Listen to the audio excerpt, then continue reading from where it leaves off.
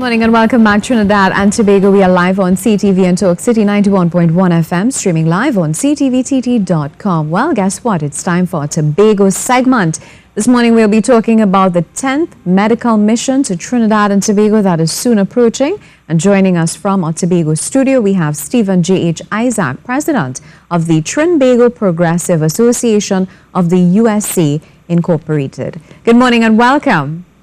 Good morning. How are you doing today? I am well, thanks. How have you been? Well, pretty busy. All pretty right. busy. I'm so happy that you took the time to chat with us this morning. Let's talk a little bit about, before we get into the medical mission, what is the Trinbago Progressive Association of the USA all about? Trinbago Progressive Organization is an organization that has committed to giving back to Tobago by way of using medical mission trips as a forum, to provide services to the community in the areas of health, as well as supplies like wheelchairs, walkers, canes, commodes. And we focus quite a lot on education because we realize that education is extremely important. So because of the fact that we're having so many problems in our world today, not just in Trinidad and Tobago, but across the globe, we focus quite a lot. And one of the questions I want to raise right at the beginning is to ask the question, what's on your plate? It's a very, very important question. When you understand that you're basically what you eat. And when you understand that a lot of the problems that we face today has to do with our diet. This isn't saying that diet is the only thing that is important, but nutrition is something that has been plaguing countries all across the globe, and we're doing as much as we could in our own little way to help address this problem. How long has this organization been around? Trinbago Progressive Association of the USA Incorporated, formerly Tobago Progressive Association of the USA Incorporated, was formulated in 1989 by Dr. George Oliver Phillips, an educator out of Mount St. George, Tobago, who resided in the United States.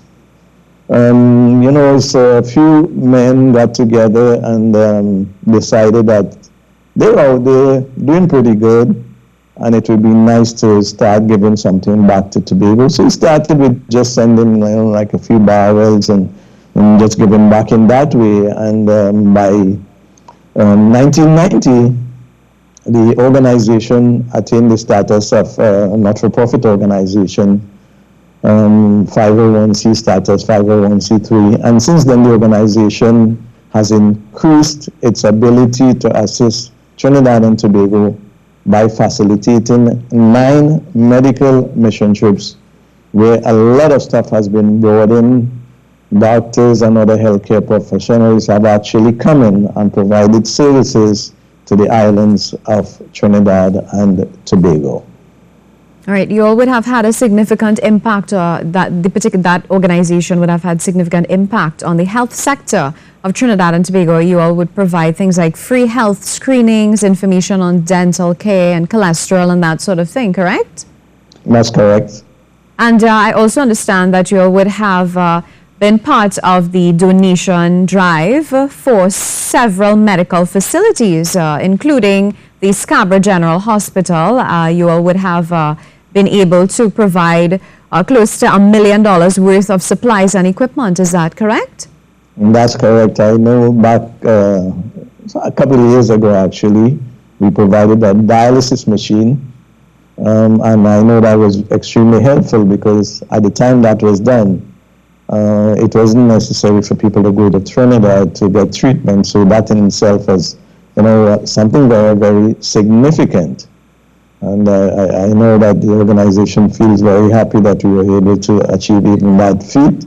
And we look forward to working and continuing to provide the people of Trinidad and Tobago with any assistance that we can give in any area.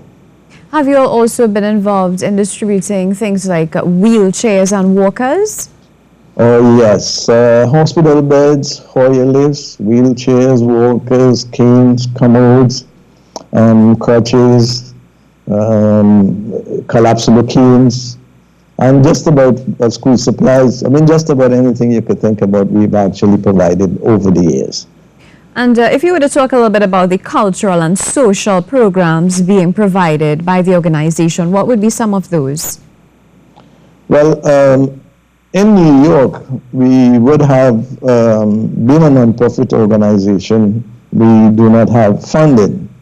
So in order to actually assist us with funds, apart from the generous offerings from well-wishers, we've had a luncheon and award ceremonies, and these have been held at various venues.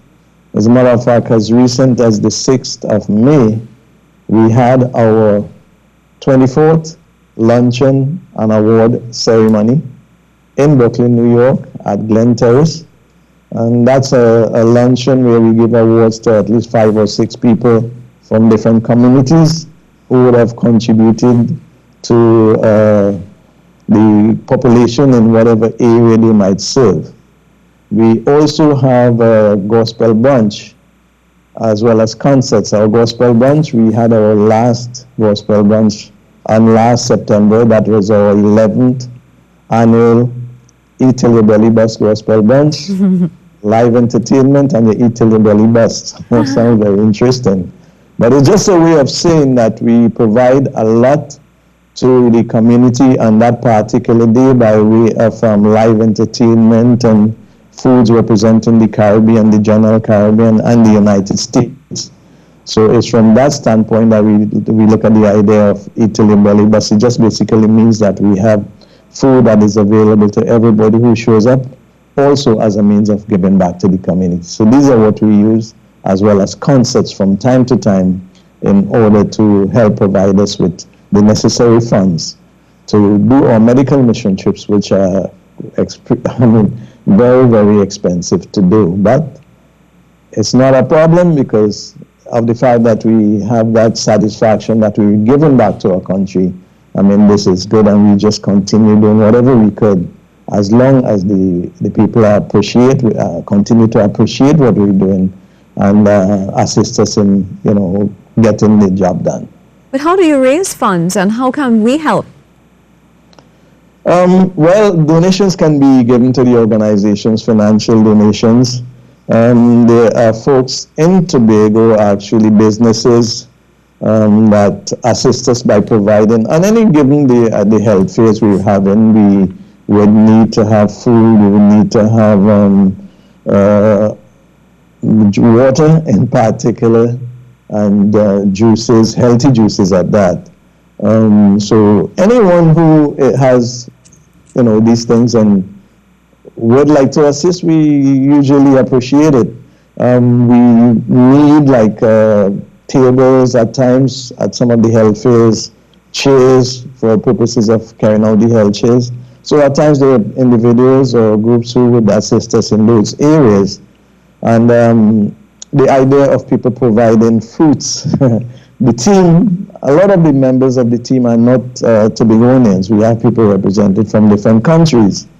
So they come into Tobago, it's not just to provide a medical mission trip, but it's seen as a holiday. And the folks enjoy the fact that we have the Heritage Festival at that particular time, have the opportunity to go to the beach and also to sample the healthy fruits and vegetables that we have in Trinidad and Tobago. Do you also have any sort of educational drive in terms of healthy eating, as we talk about what's on your plate? What's on your plate? It's very interesting. What's on your plate is extremely important because, you are basically what you eat. But even ahead of what's on your plate, you got to pay attention to what's in your pot. Because if there's dirt in the pot and what's in the plate comes from the pot, then we have a very, very serious problem. So on the ground here, we have Ms. Charmaine Samuels, who represents, she's a member of our organization. She does cooking classes and health seminars every Tuesday evening at the Canaan Seventh-day Adventist Church. I think it's about 5:30 in the evening. As a matter of fact, she has a cooking class this evening, and she's encouraging people to come on out because the idea is to have a healthy lifestyle. And then we ask the question, do you want to live longer? Do you want to feel happy? Do you want to think sharper? And we just encourage people to pile your plate with color. Now, when we talk about piling your plate with color here, we're talking about the colors in the different foods that we use. But it's not just the color of the food, it's the combination in which we use the food. It's very important that we understand that eating the bad foods, yes, that's a problem. But eating the right foods or the bad food, the good foods in the wrong combination, it's also another serious problem. So she helps us from her perspective and her location in Tobago to help address some of these problems. And we encourage people to get back to man's original diet, which could be found in the book of Genesis 1:29. We got to go back to the Bible. We got to go back to the beginning. So we're encouraging people because a lot of what is happening to the different diseases that are occurring basically have to do, NCDs have to do a lot of it with our diet. But then we understand that diet is not the only factor. We have nutrition, we have exercise, we have water, sunshine, temperance, air, rest, and trust in God. And this is basically the 8 laws of health that we focus on. So it's important to not just have the nutrition, but the exercise, the water, the air, the rest, everything comes into play in order for us to have, proper health, not just exist, but to enjoy life the way that God has actually made us to enjoy life, to live happy and to help the people that we come into contact with from day to day. And this 10th medical mission to Trinidad and Tobago, when exactly is it and what can we expect? Okay, we're expecting the team coming in around about the 15th of July. On the 16th, we do quite a bit of advertising on the air, radio, television, to make people aware. We have loudspeakers that would go around and give out the information. We have flyers that would be available. But we get started actually at the lowlands. Well, let me say with the Ministry of Health, who have been very, very supportive to our cause over the years. In this case, we have Dr. Agatha Carrington. We previously had most of the Secretary for Health have not just been helping us out here, but even back to Mr. London. They have actually been keynote speakers at our luncheons in the U.S. Pretty much most of them that have gone past in the past years have actually facilitated us by coming out to the United States and being keynote speakers at our luncheons. So we have Dr. Carrington, as I said, who's going to be helping us out this time around. She's now the Secretary for Health.